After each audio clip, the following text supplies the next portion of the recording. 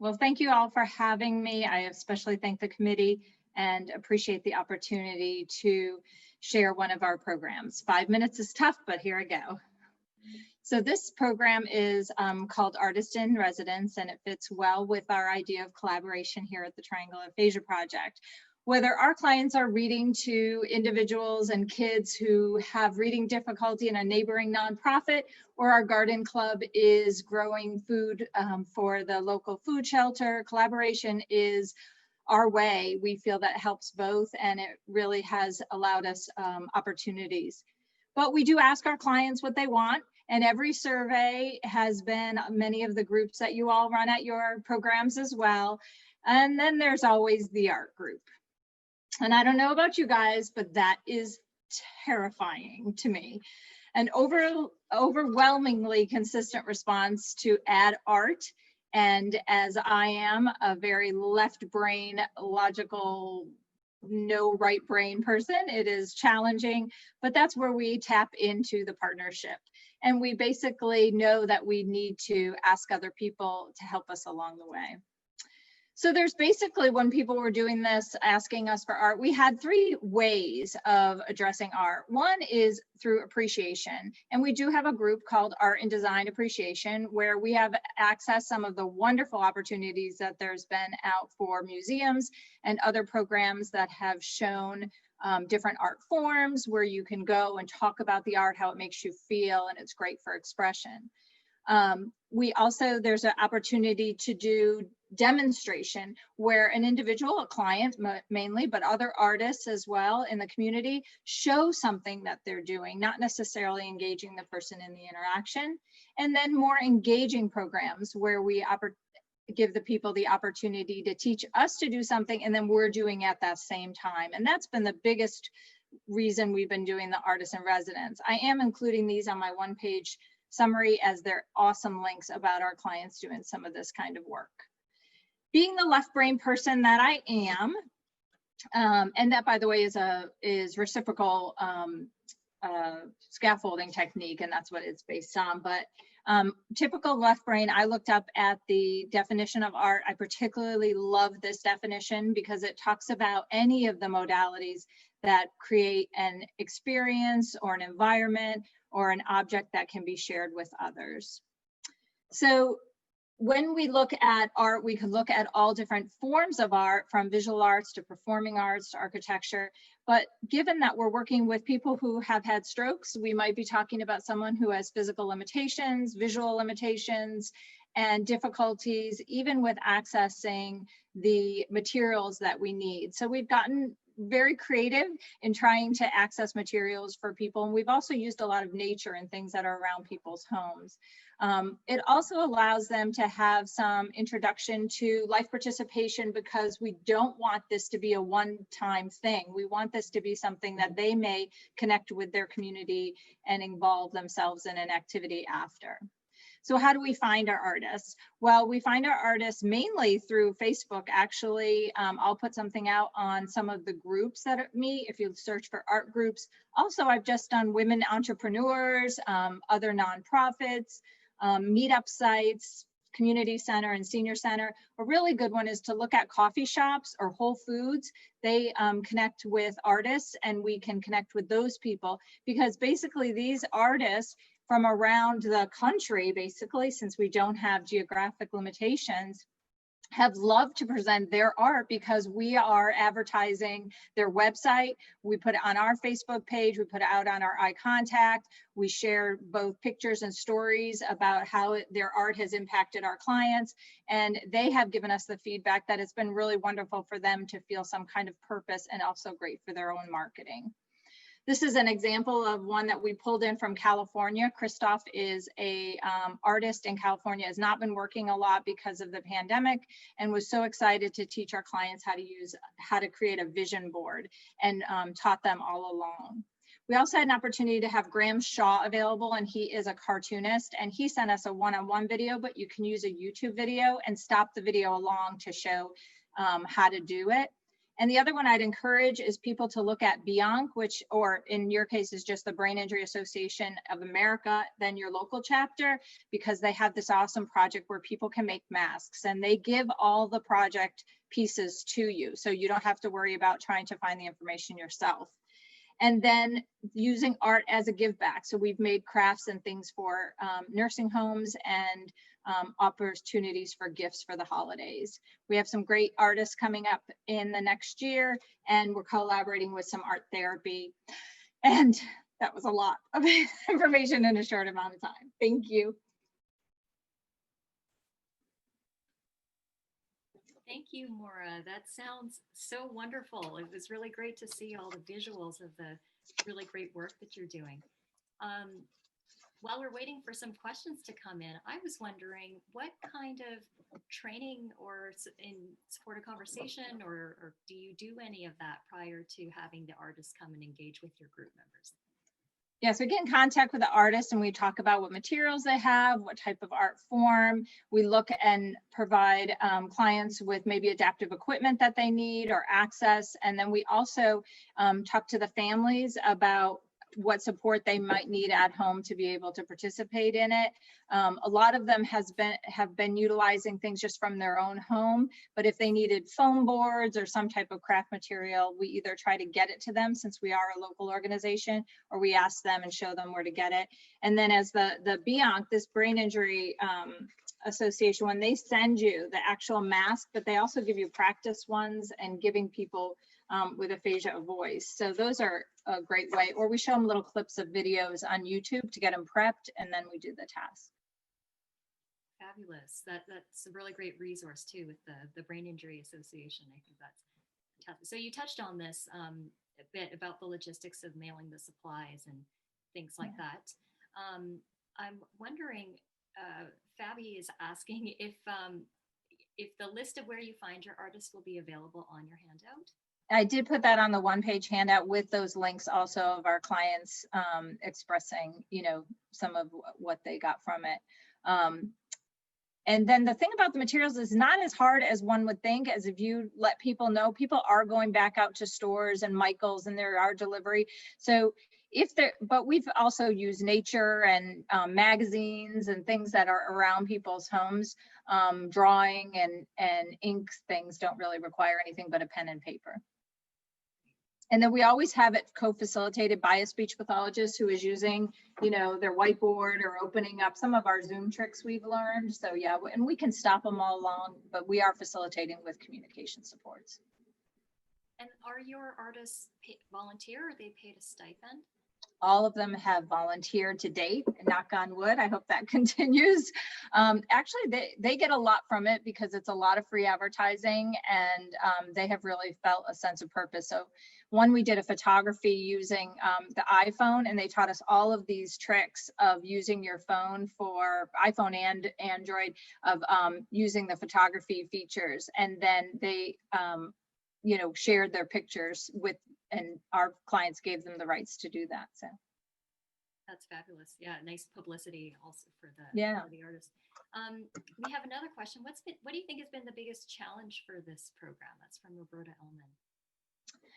I think really getting people to say, I can do it. Like I said, I'm terrified of art, of anything that, is right brain. So people will say, I'm not an artist, so I wouldn't be good at that, or I wouldn't want to do that. And they're just been shocked at how, we all know of stories of people who have tapped into art as a resource after their stroke or brain injury, but we have to really reassure them that it's okay to try. And we have this art wall here at TAP, I don't know if you can see it, of some of the art that people have done, whether it be photography or stitching or pictures. And we just reassure them those people didn't do art before their stroke either. So I think that's the biggest hurdle, is telling people, please come to this group. It's not above you. That's a great point.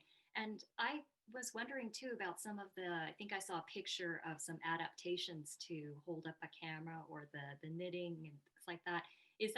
Are those resources that you've developed, over time, or do you bring people in to collaborate with and design? Well, we use mostly the internet. I mean, there are clients that have kind of made their own tools to accessibility, and we do share those. We've had somebody adapt a pick for a guitar, and we share those. But mainly it's looking on the internet, one-handed tricks, and then also going to some of the web pages for stroke, and they really give some good one-handed ideas. You know, people get creative. There's one picture in there of a woman holding her knitting in between her legs. And she's like, I'm fine with that. I don't want to use one of the other tools. So it's been interesting to give adaptations, and then people go, I got this. It's a good practice for my right hand. Plus we try to collaborate, speaking of collaboration, with their physical and occupational therapists, and let them know they have a new interest or there's something that we're doing, and ask them if they could have some input on what adaptations they might be able to use. That's a great idea to bring in some further collaborations too with other professionals. Thank you, Maura. This is always, of course. Thank you for the opportunity. Such a breath of fresh air, I think, that Jody Morgan had put in. So thank you. It's really great. Thank you, Jody. Ideas. Thanks, Maura. Super inspirational. Someone also wrote in asking about how they can access the handouts. So there'll be a one-page handout accompanying each presentation that we'll make available after the Bragg and Steele session. So you'll get an email from Aphasia Access once those are available. So next up, we have Kayla Fouraker from Brooks Rehab in Florida, and she's going to be talking about collaborating between SLPs and mental health counselors. Really important. Hi, everybody. Hello, hello. Let me get everything pulled up. So I'm going to try and fly through this. My name is Kayla Fouraker, and I'm a speech therapist at Brooks Rehab Aphasia Center. I'm going to be talking today about mental health counselors and speech pathologists, how we've been doing that collaboration here. A special thanks to Jody Morgan, who is our manager at BRAC, and she's also a clinical assistant professor at Jacksonville University, and also Natalie Indelicato, PhD and licensed mental health counselor. She's also the clinical director in mental health counseling at Jacksonville University. So we're going to talk about the partnership and training. We're going to learn about how the session is set up, some examples of things that we do, and then also try and hear how this benefits our members all in 5 minutes. So first is facilitating the connection. So we all know that mental health and aphasia, there's lots of different studies. There's a qualitative study that showed that people with aphasia are not having emotional and mental health related needs met after their strokes. One, traditional therapy is really difficult for them. They aren't able to communicate with their mental health counselor, especially if that mental health counselor doesn't even know what aphasia is. And also, even with the SLP, we do have that component of counseling, but sometimes we don't always feel confident in managing those more emotional issues. And then we're also unsure of when referral to a licensed mental health counselor is indicated. So there's a lot of gaps in this area from our friends with aphasia and mental health. So my manager, she started Brooks Rehab Aphasia Center back in 2016, and she told me when we talked that the one thing she knew was completely missing was that mental health counseling piece, getting their emotional well-being supported. So at the time when we opened in 2016, there was no one trained in mental health counseling and communicating with people with aphasia. So at that point, Jody reached out to our clinical director over at JU, Natalie, and then she expressed her interest in collaborating. But there were some steps to take to get to that point. So they had some different meetings over a period of 7 to 8 meetings, and they talked about different mental health counseling techniques as well as sharing principles of supported communication. They also taught within each other's classes, so that way SLP students are learning counseling techniques, so they're stronger in that area, and mental health counselor students are learning how to communicate with people with aphasia, so that would be more accessed in our area. Originally, we wanted something in the center for our members, and the original idea, the original thought was that they were going to have counseling students in here with us. with the SLP to facilitate a group session together, but there is a roadblock. Mental health students have to have a supervisor in order to count those hours, and our organization currently does not have any mental health counselors, so we couldn't have any students coming in. So Natalie and her colleague Katie Strong, they decided out of the goodness of their hearts to volunteer 1 time per week at no charge. They came and did some training and observation with our speech therapist, and they started in January 2020. And that was in person, and it went really well, lots of really fun activities. But we did transition to Zoom meetings and a hybrid approach in March because of COVID. So setting up your session. Obviously, Zoom platform is used right now through BRAC. We have our members, our SLP and mental health counselor logging into a single Zoom meeting. We send out a flyer with the information every week. We do have members that still come to the in-person community program, and they will attend with our people at home attending via Zoom. So we have the licensed mental health counselor that will mostly facilitate the mental health part of the session. They provide that structure and those counseling techniques. And the role of the SLP in there is really to facilitate that communication and support. So it's a really interconnected approach. And we do it 1 time per week for 1 hour. So examples of some things that we do in our meetings. We'll do things like box breathing. We'll practice breathing together and some different meditation techniques. At the beginning of each session, we do a mood check-in. So we see how things are going. We identify how they're feeling, and we try and process that. We've done some chair yoga and some movement exercises. And we've also talked on ways to improve different coping skills and increase that resiliency. Different counseling skills that they use, like I said, expression of emotion. So working on identifying these emotions and how do we express them positively in a way that benefits them. Universality, normalization, all these different things are used within the session. And then how does this benefit our members? I'm going to try and be real fast. We've had members referred for further one-on-one services. Referrals to PCP if it's something a little bit more important than that, that requires a medical prescription. Our members are sharing their thoughts and feelings so much more than ever because they feel safe and they feel secure in this session. We're having students trained in communicating with people with aphasia. So now we have people we can refer to who know how to communicate with our friends with aphasia out there in our city. We're advocating, so more people are learning about us, and also there's opportunity for the expanded counseling services. Right now, our manager is in the process of trying to create a grant so we can get mental health counseling within our hospital system. So share my resources and any questions.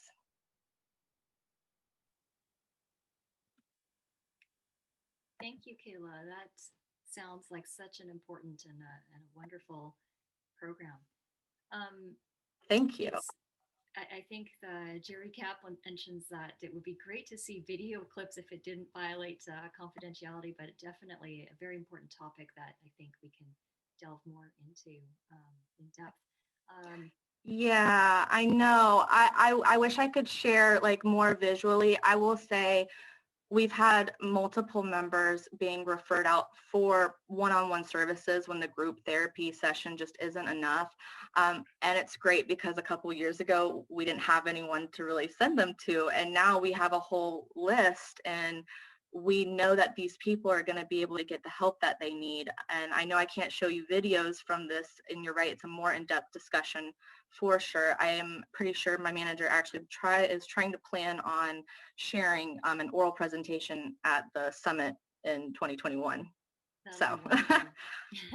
And just on a basic level, what do you call the group?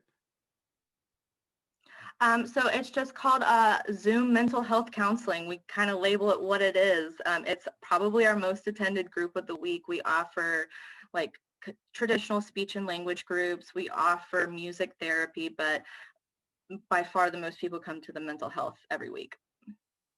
For sure.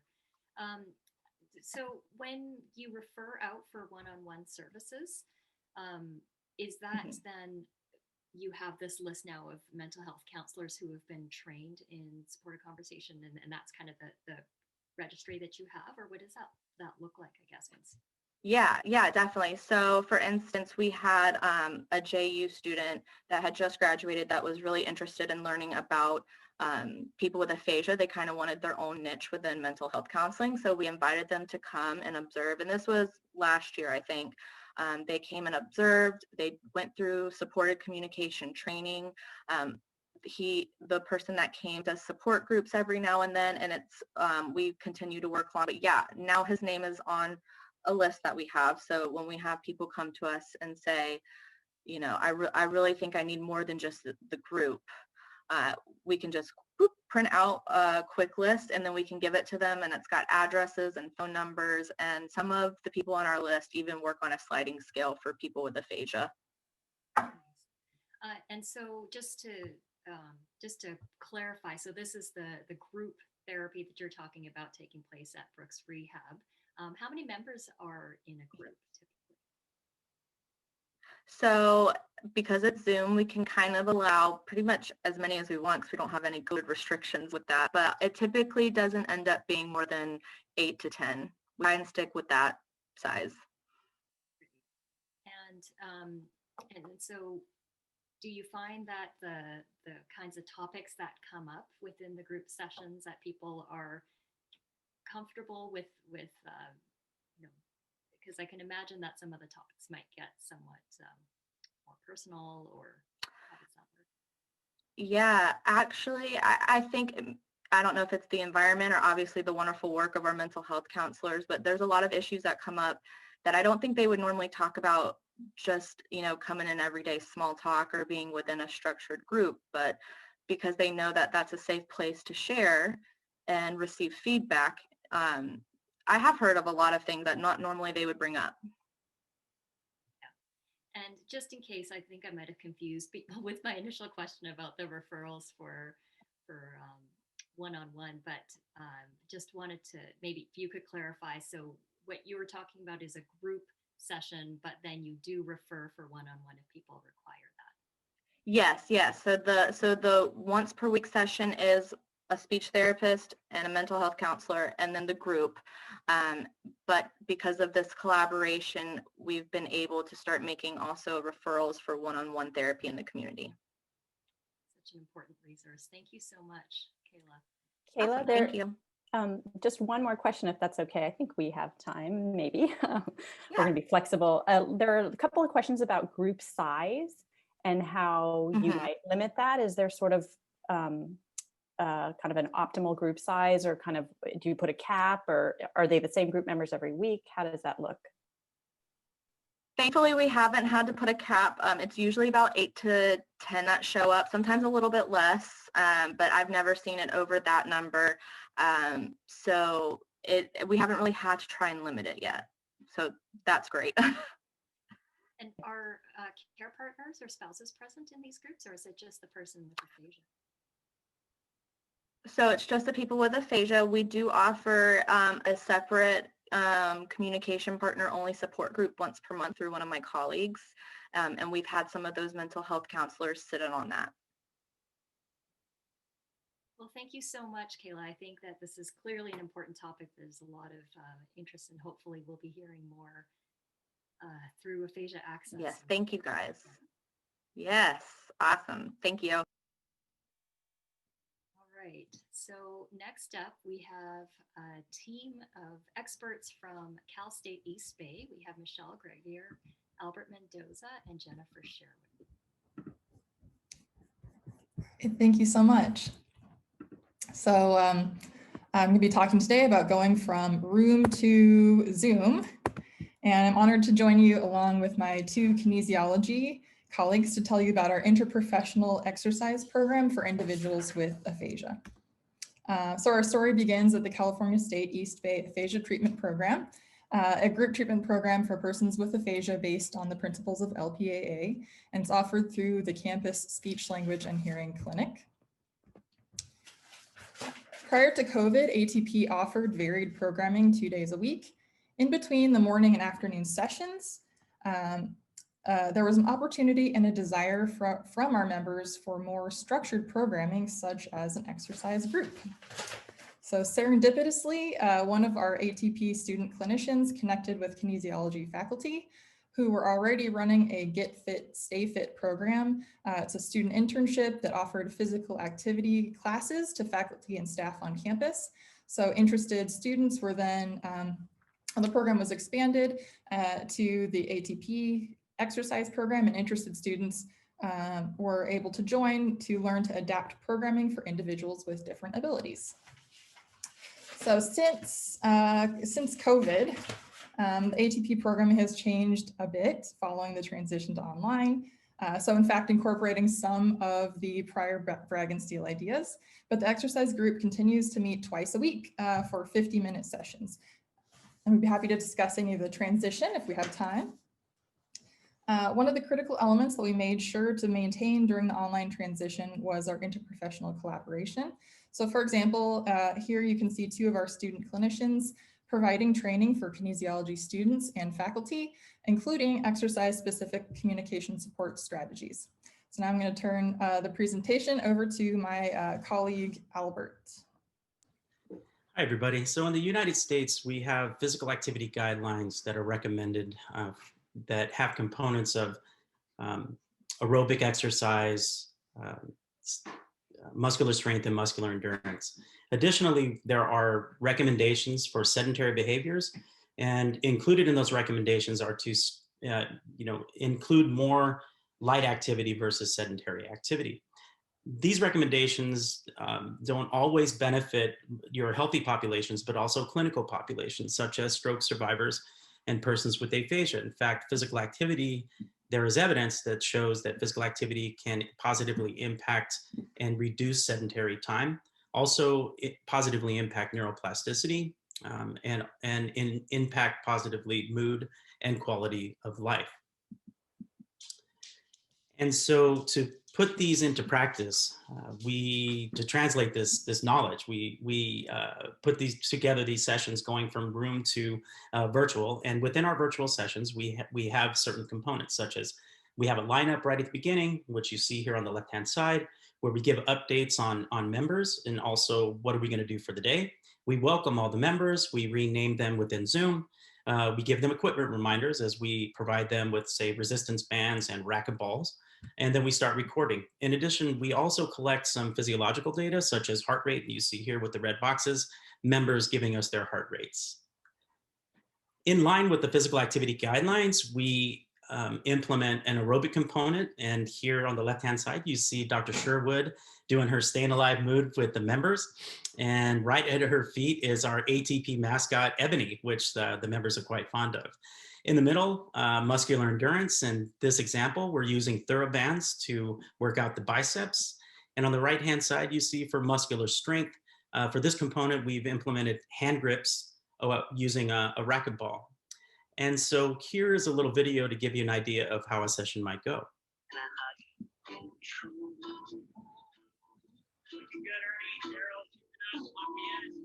One finger at a time. Watch. Another finger. Another. And the thumb. And then the wrist. This is our favorite. You're in the end of the song. We're gonna punch. So you can see here how members give themselves an assist, or they're able to use one hand to punch. This is actually one of everyone's favorites. Good, and that's great, Ernie. Your adaption is good. Ernie and Rachel, that's a great adaption. Good, Gary, that's a good adaption. Give yourself some room so you don't punch the computer.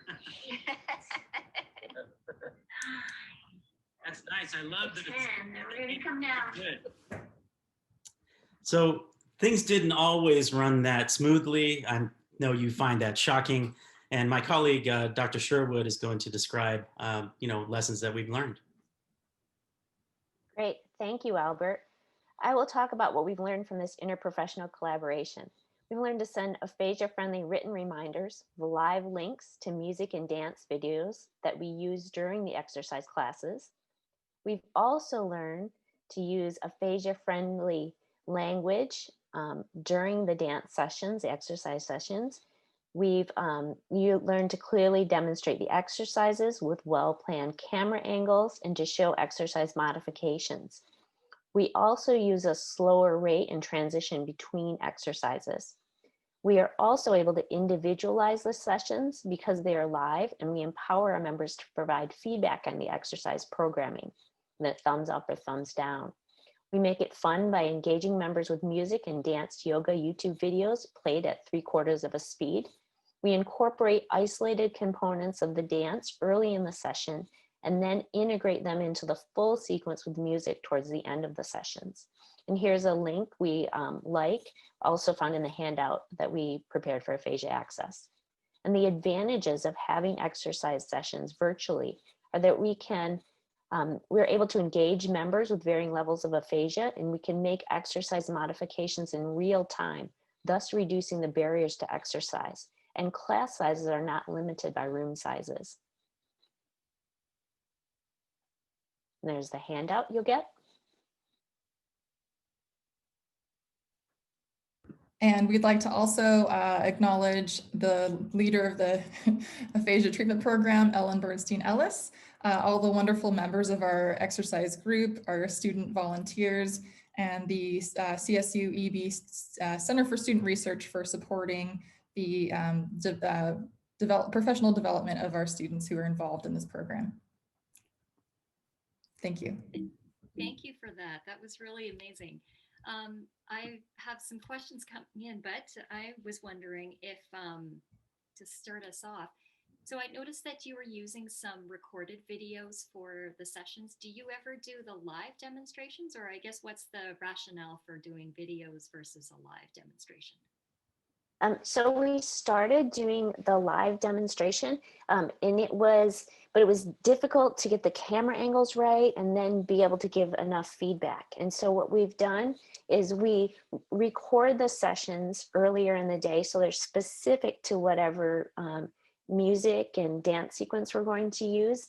And then in order to show a full screen so that all the members can get a clear view of the exercise, we play the video, but we're also in the background, like cueing and encouraging.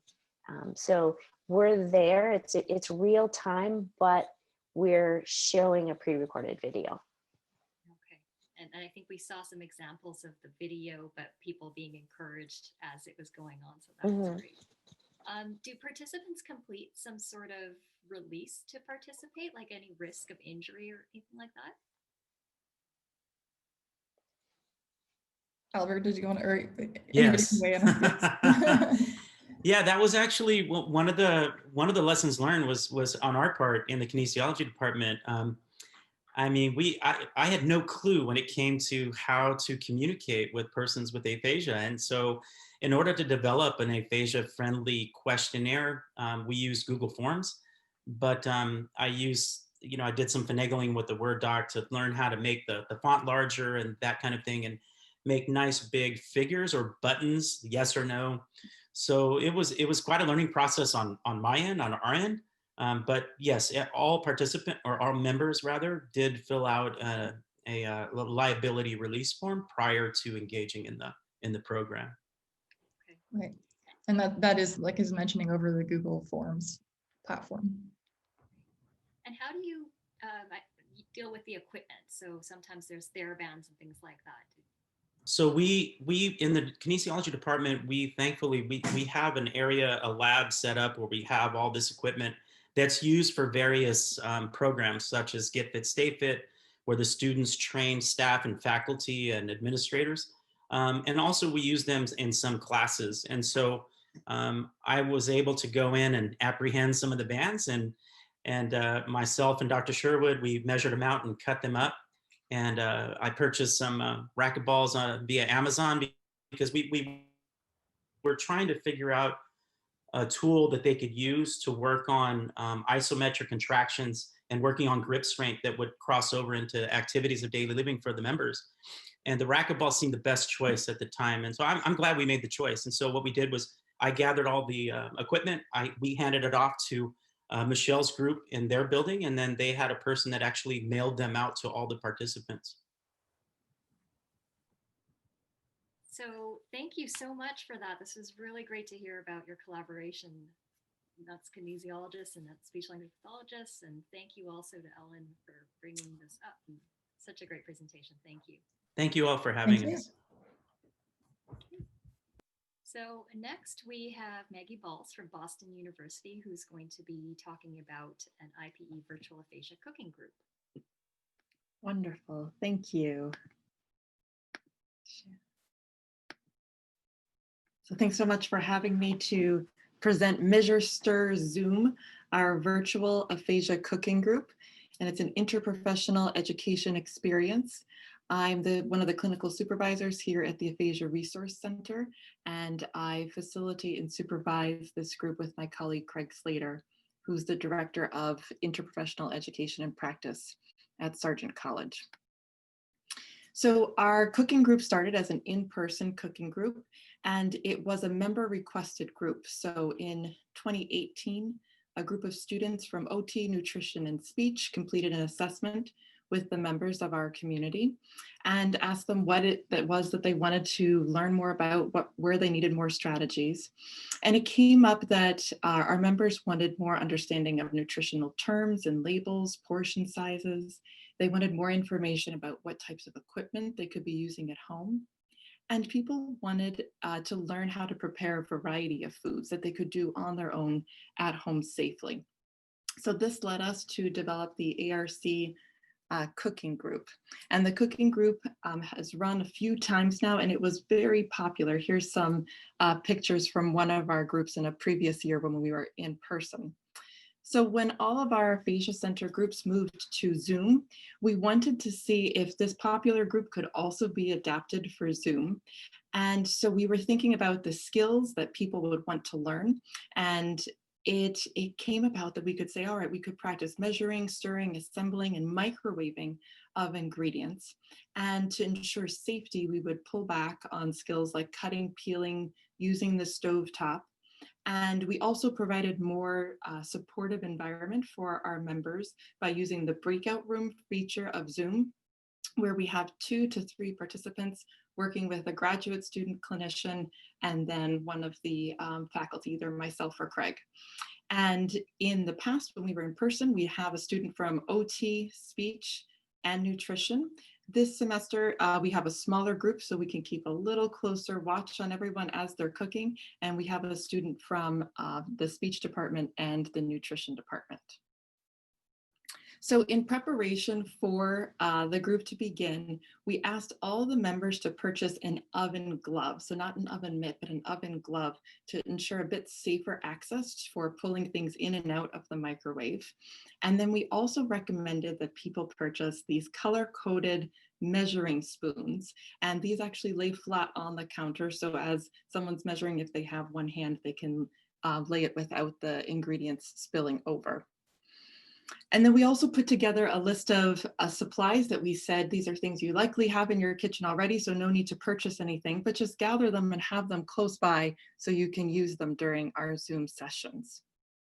So this semester, we are running our virtual Zoom cooking group, and 5 days prior to the group each week, all the members receive in their email an aphasia-friendly list of ingredients that they or their family members need to go out and purchase for the upcoming group. And so then on our cooking group day, all the group members log into Zoom and they have their either laptop or tablet set up in their kitchen on a raised surface to minimize some of the risk of spilling ingredients onto the keyboard. And then we have some kind of food themed, cooking themed icebreaker or warm up activity. And then the students have created an aphasia-friendly version of a recipe. So the clients receive this in their email prior to group, so they can print it out and have it right there on the counter. And then we also use screen share, and we cross out each of the steps as we're going through. And we found it helpful to check in time and time again with clients to say, okay, are we all in the same step? Are we all working together? Do we need to take a pause so someone can catch up? And then the students have been working collaboratively to demonstrate some strategies. So how to mix ingredients if they have just the one hand, using a damp towel so that the bowl doesn't roll on the counter.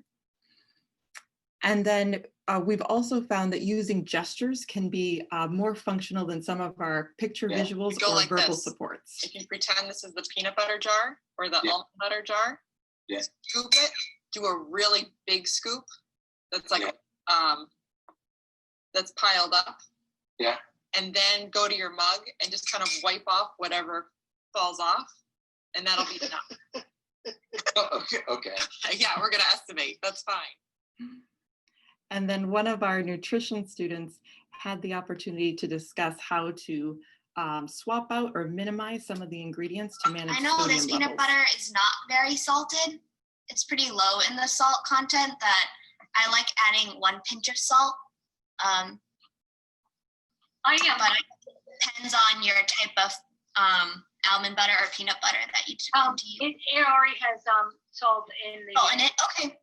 Because Then I you can skip that step. You can skip that step. So then, of course, at the end of our session, everyone holds their food up to the camera so they can show off their creation, and then we virtually eat together and enjoy that experience that can be so familiar and comforting. I'd like to give a special thanks to many colleagues who supported starting the in-person cooking group and then also our initial needs assessment, because this has been the work of many to then have the foundation that we could transfer this group to Zoom. And thank you so much for your time. And I'd like to see if there are any questions. Thank you for that, Maggie. How innovative and just wonderful. It was really great to see. How long are your sessions typically? We have a 90-minute, hour and 15-minute session each week, once a week. And that's typically long enough to get through all of the activities that you have planned, including the. It is. The breakout rooms seem to have really helped with our timing because we can move through the steps much faster and more efficiently when there's only 2 or 3 members with faculty and a graduate student clinician. So that has helped. And where do you typically find the recipes, and are there any guidelines for how you choose those recipes? Like, are they all heart healthy or things like that? So because we have a nutrition student with us, we have someone who is really an expert in that area and then can talk to their faculty to help with finding recipes. But we've started with very basic things because some ingredients have been hard to find during COVID. So we started with basic ingredients that people could assemble together. And now in the more recent weeks, we've been branching off to say, how do we make a pumpkin cake that's gluten-free and that's using more traditional flour. So we've been getting more adventurous with that. Wow, it's a lot of planning and going into that. It's really impressive. Thank you. There's another question. Sorry, there's another question from Ellen about whether mobile device is required because they have to be able to bring it into the kitchen. Most people have their laptop either set up on a stack of books or they'll have their tablet angled. So they get this all set up before they log into our Zoom session when we start. But at least a laptop. There's one person that uses a desktop in an office. So he goes to the kitchen, gathers his items, brings them to his office, and then mixes them together. And then we'll say, hold on 1 minute, and goes in microwaves and then brings something back. And that has worked just fine too. It's really exciting to hear that this cooking group was able to transition a super hands-on experience to the Zoom platform. And I also just want to thank and acknowledge Roberta Ellman and the Aphasia Center of California, who were really involved in kind of an early test kitchen and developing aphasia-friendly recipes. And hopefully we'll get to continue to work on those. That would be wonderful. It's been a lot of fun. So thank you so much. Thank you. Maybe could you give just a couple examples of some kinds of recipes that you've done that have worked well? Sure. Scrambled eggs was probably our most successful microwave recipe that we were able to do something that was healthy. We could add some vegetables to it. And we found that using frozen vegetables that were already cut is so much safer than having to risk people cutting when we're not there with them in person. We also made a pumpkin cake that was a success. cookies were very hard. Cookies did not turn out as well as we had hoped. So we're going to circle back to that one later in the semester and see. We had both gluten-free cookies and traditional flour. So we've gotten better now with our gluten-free recipes since we started this semester. Cookies in the microwave maybe is It's a challenge. So thank you so much for that, Maggie. Thank you all.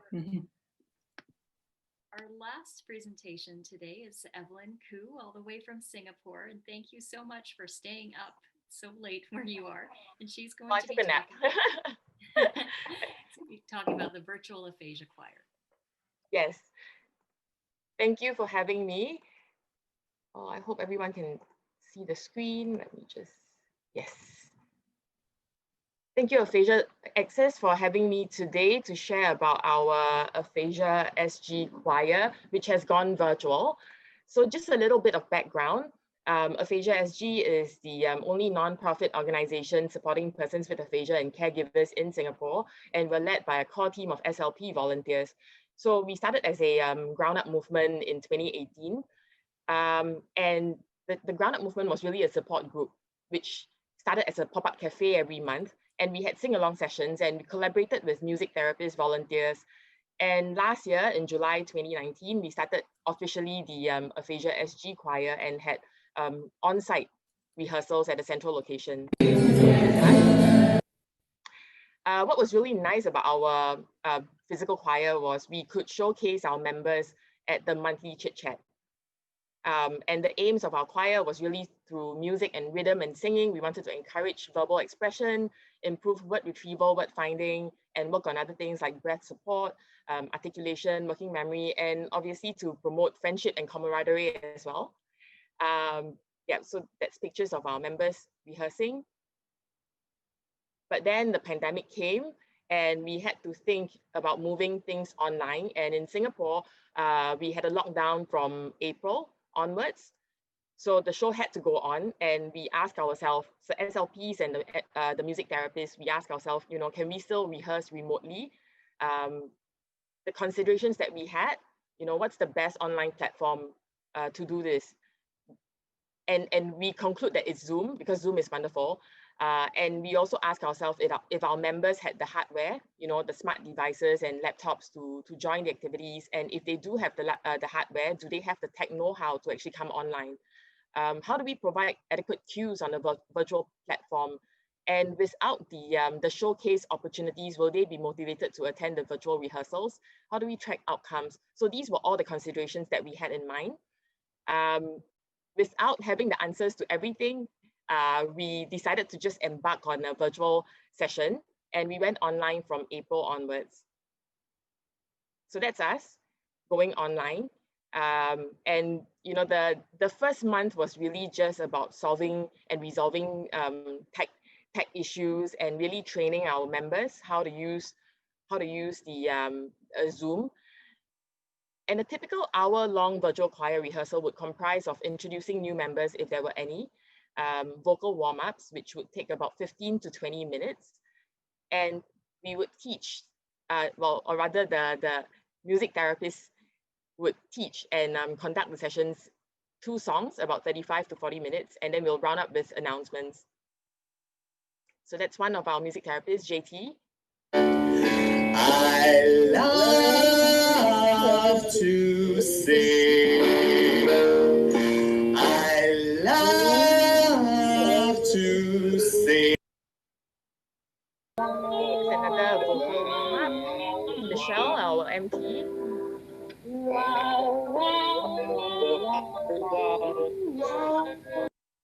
So aside from the warm-ups, so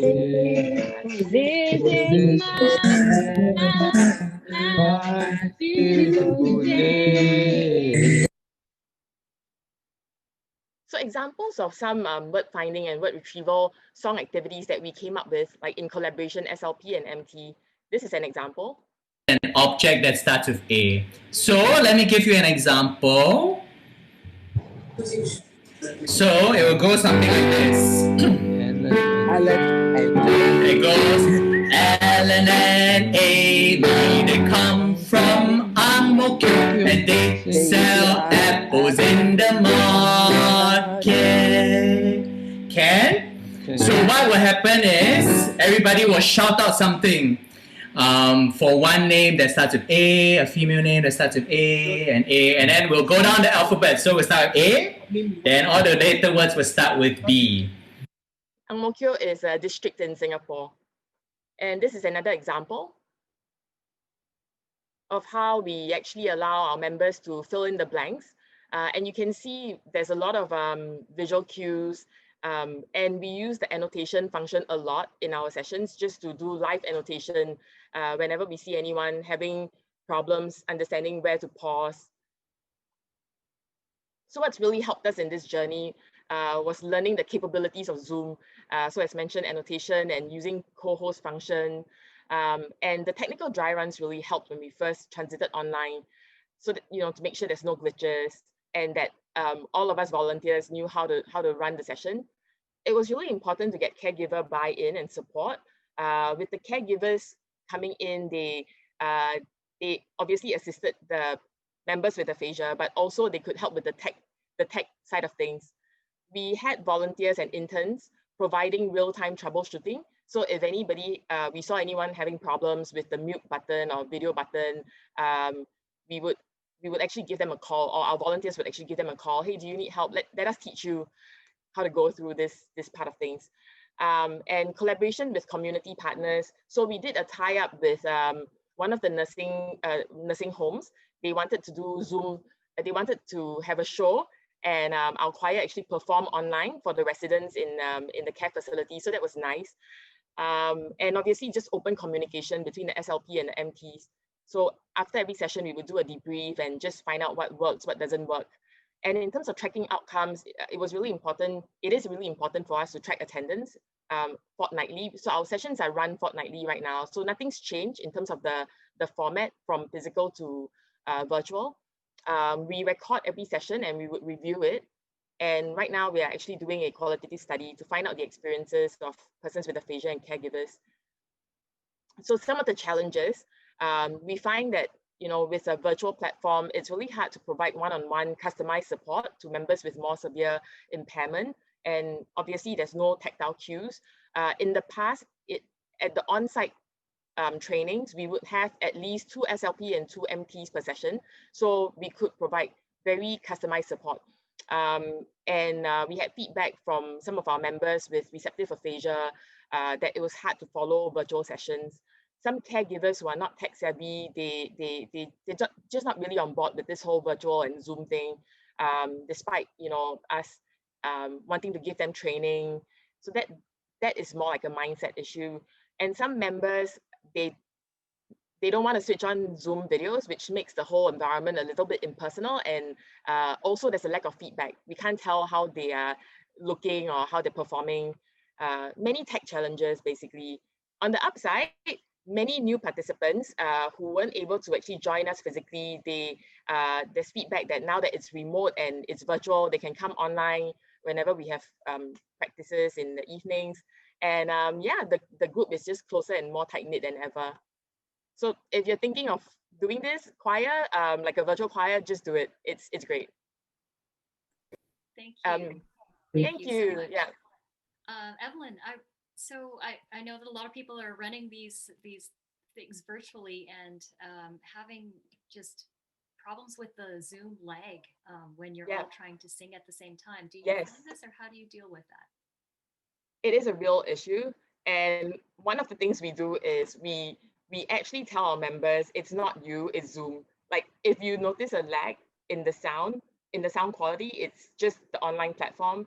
Yes, we realized that, and right from the start, we realized that, oh, there's a bit of a lag. So it was important to tell the members that, okay, if you think we're not sounding great, it is just a virtual platform thing, and no fuss, let's just have fun. So yeah. Thank you. Would you mind, there was a question asking if we could go back to your slide on the considerations. Yeah. I think that was really nice to see that a lot of different considerations on there. Oh yeah. I think this one, yes. And maybe while That's we're just- fun, yes.